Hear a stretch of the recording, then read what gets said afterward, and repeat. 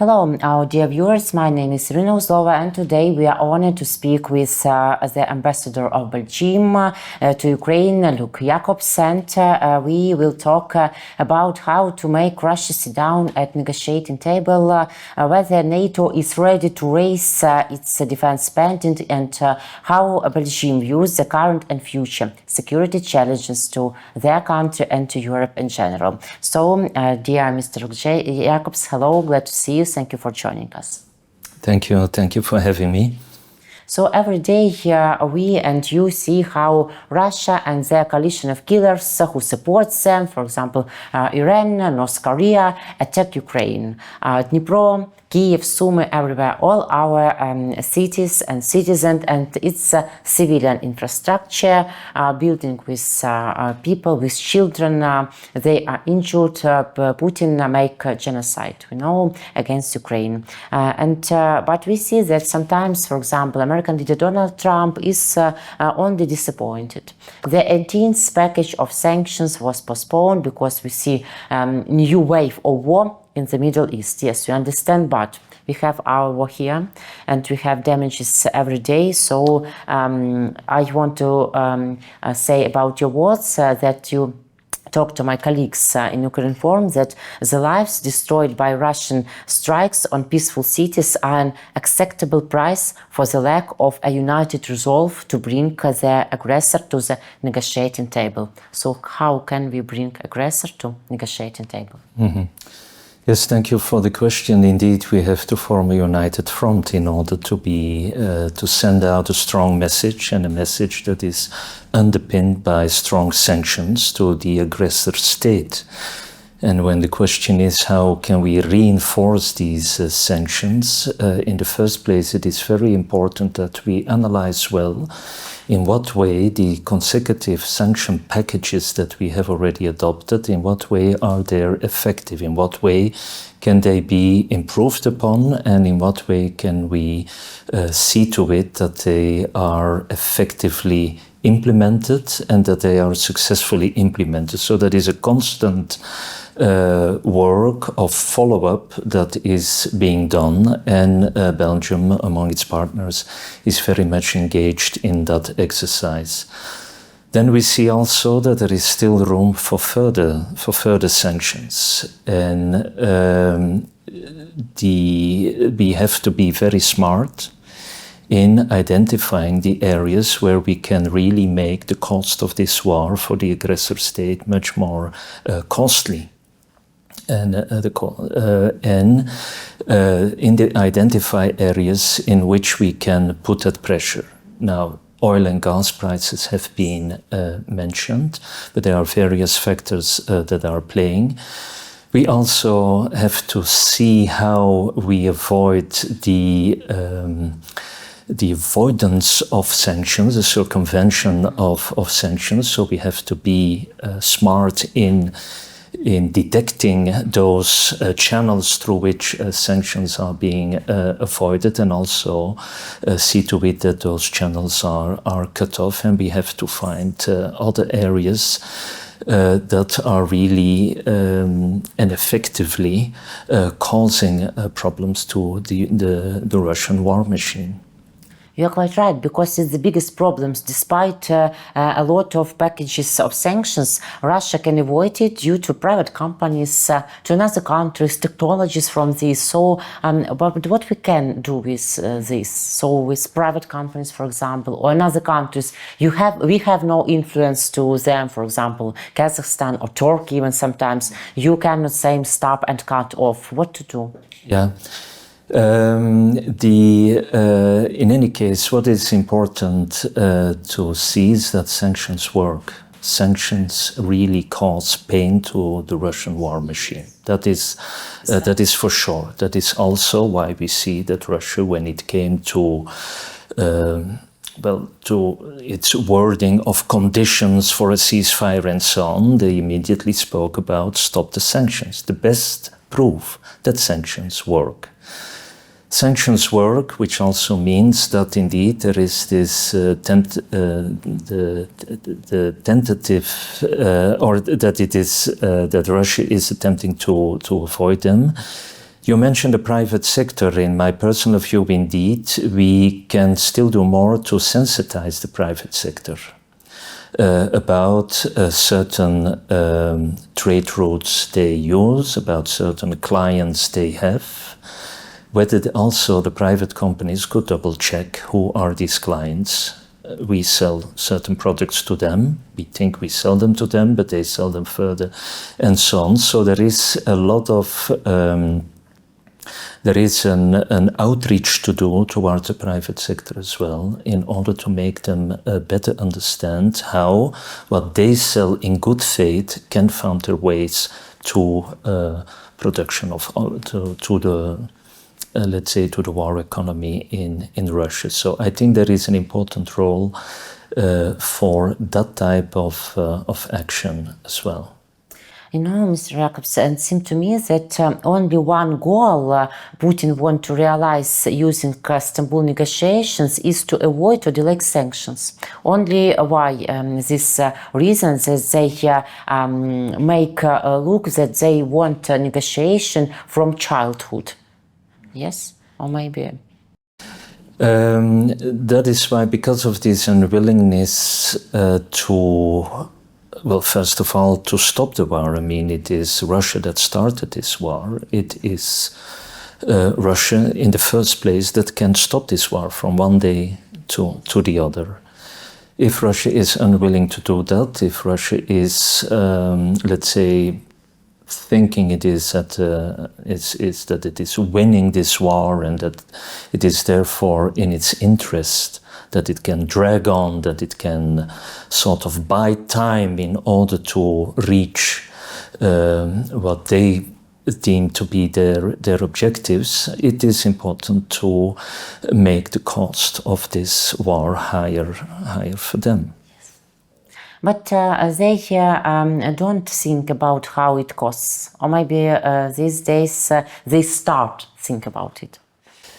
I cannot see in the heads of those people that are that were deciding about this war, that are continuing this war. I think we would it would be in our interest as well, indeed, to analyze as much as we can, and I think we have a lot of instruments and data to do that, to see how the Russian economy is suffering.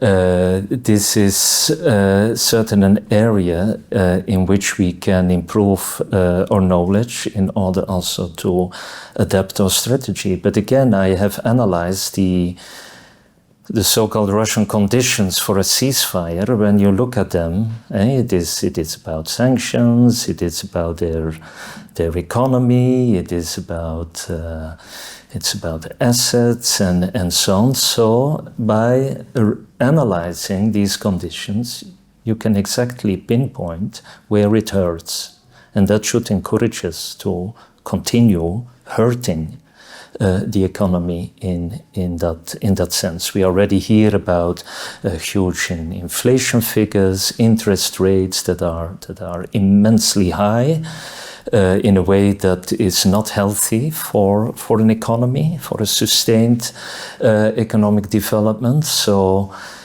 yeah, let's analyze well in how much the Russian economy is suffering. Sanctions work. I agree with you. Maybe not very fast, but step by step and year by year, Russian economy is suffering. But talking about gas and oil and depending on Russian Federation, we know that for a lot of years Russian have used this instrument like pressure, like such. Like in a Russian prisoner with oil and gas. But some weeks ago, Politico reported that France and Belgium wanted to assess all risks to say no to Russian oil and gas at all. But what risks are the main in this case? Why it can be painful for economy or for such energy infrastructure sphere? Yeah. The simple reason is that our industry is still very much dependent on fossil fuels, on oil and gas.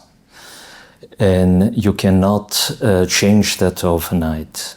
You cannot even change overnight your supply lines, so that also takes time. And when I speak about smart sanctions, it is also about sanctions that hurt the enemy more than they would hurt us. So we have to be careful about that.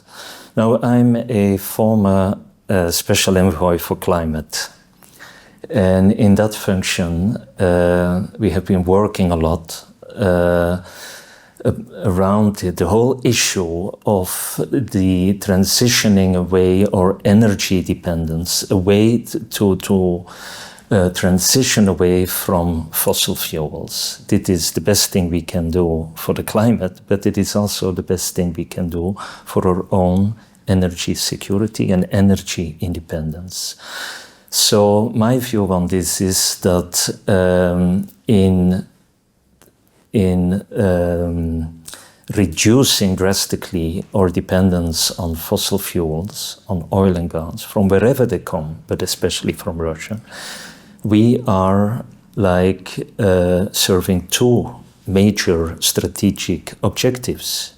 It is reducing climate change, and it is making ourselves energy independent from a country that constitutes a real threat to your Ukrainian and to our security. And about which period of time we are talking now? It's to 2030, for example, 2027. How many years we need? Mm-hmm. I cannot put exact years on this, but it is also when it is. I mean, this will take decades. But we also have our climate objectives, where we also want to reach these objectives by, for example, by 2030. So it is up to the, I would say, the inventivity, the resilience, the political will, the societal action, the action also by the private sector in order to work towards that same goal. Long way strategy. Not very easy, but quite right. And indeed, it is not an easy one, but we should consistently be working at that. Yeah. And thank you for it too. So we see NATO summit in The Hague, very symbolic because we wish that Putin one day will be in The Hague, but not on NATO summit, like a prisoner for all his war crimes, yes.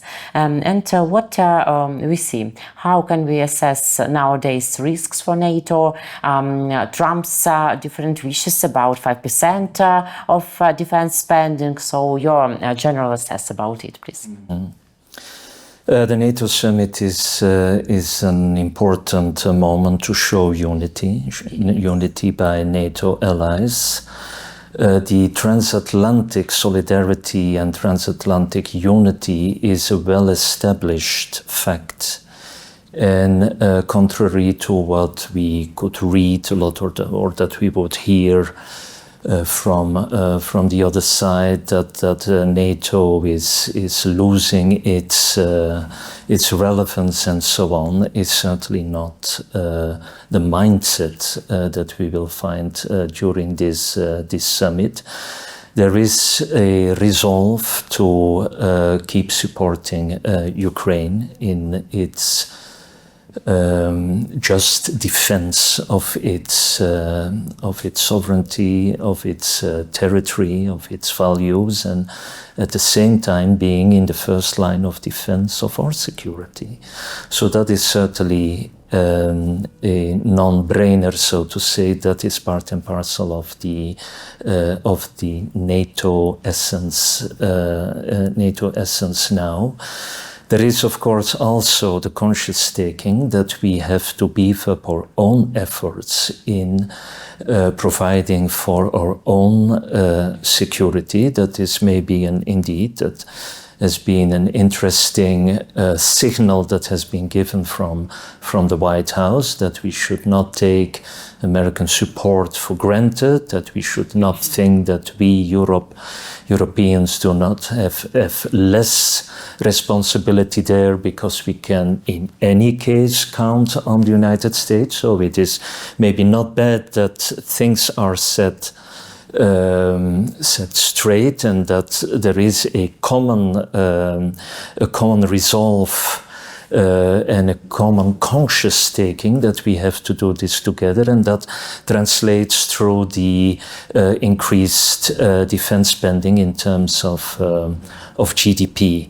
The figure of 5% is a very important symbolic but tangible criterion. It is about pure defense spending. It is also about critical infrastructure, or everything that we can, every investment that is being made and that is also indirectly contributing to our security. But these are important efforts. It is a very important signal that is given within NATO and towards the outside world.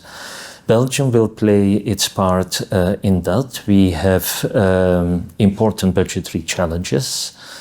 We have already the new incoming government that is in place since February has already made sure that we abide by the pledge that was made earlier on within NATO, that we would reach by the end of the year the 2%.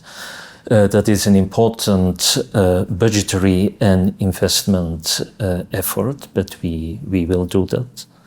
And when it comes to the 5%, of course, that will be added, that will ask for further efforts. And there we will have to see in what way we can either be flexible in terms of where we spend the money, in terms of how, in what period we can, in what lapse of time we can reach the 5% and so on. But this is like the modalities in which we will be able to work within a 5% setting. Now, the last thing I would like to remark on that, these percentages are absolutely, they are key. They are an objective indicator of the effort that the country does. At the same time, we can also say that Belgium is present in any major NATO and EU operation. We are contributing to the Baltic air policing with our F-16s. We are contributing to mine detection and clearance operations in the Baltic Sea. We have a battalion in the NATO forward presence in Lithuania, in Romania. So we are there where needed. And that is, I think, also a very important measure for the commitment, Belgium's commitment to NATO. And the last thing on that, when we,